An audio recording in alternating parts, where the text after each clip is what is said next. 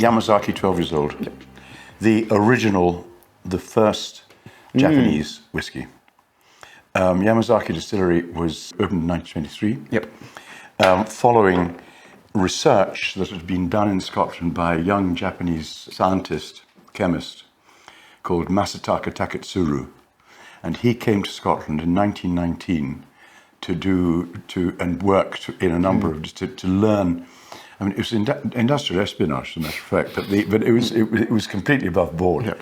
And he attended classes in Glasgow. He worked at Hazelburn Distillery in Campbelltown, and Longmorn. That's right. Yeah, a bit of time at least. And he took copious notes and then went back to Japan, and he spoke to the founder of Suntory, this is owned by Suntory.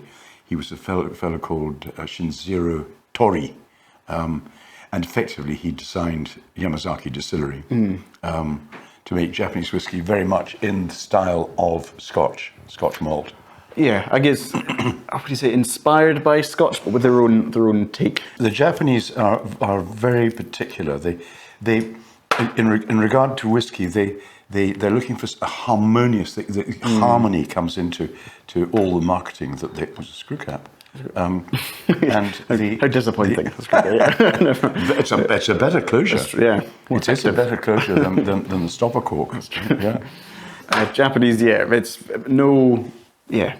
all their whiskies are faultless. They're pristine. Yeah. There's no off notes. There's no. Yeah. I think I've yet to try, with the exception of maybe Kurosawa, some of the older, expensive ones. There's no ruggedness or sulfuriness. Everything is very clean and that's elegant. Right. And Kurosawa is a case in point. That is funky. It's like drinking a firecracker. It does vary.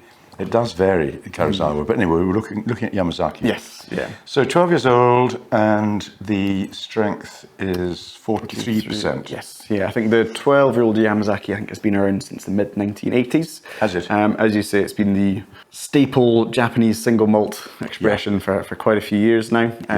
It's been remarkably consistent. As we said, very, very light, very pleasant, but whenever I've tried it, it's never been boring or flat. It's always had a nice amount of intrigue to it. I think it's the largest distillery in Japan, is it not? I think so, yes. Yeah. I think so. So it's a sort of global brand.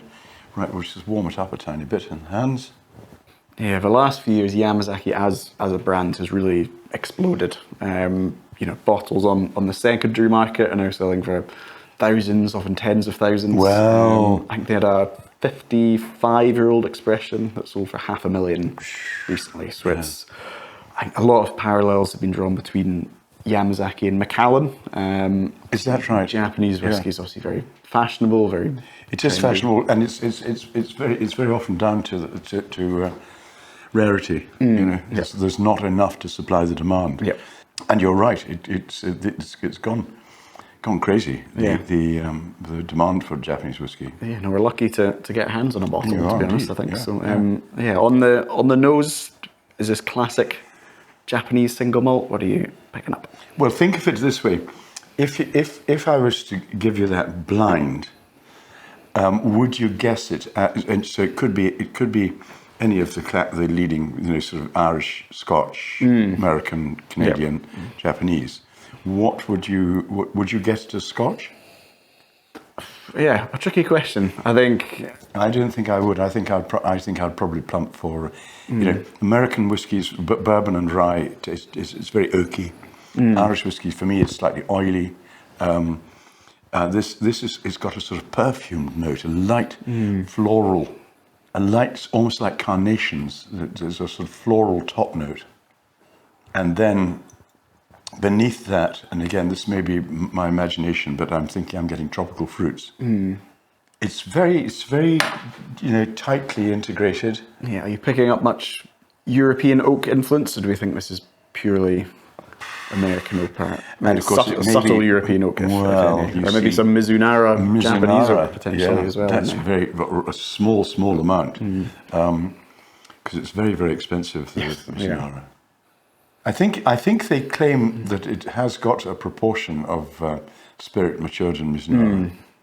Which typically gives it kind of soft, sweet aromas, I think. Lots of kind of coconut and slightly exotic. To be honest, I'm not sure, but the coconut tends to come from American oak. It's opening up nicely now. Right, let's have a wee taste, shall we? Let's give it a try.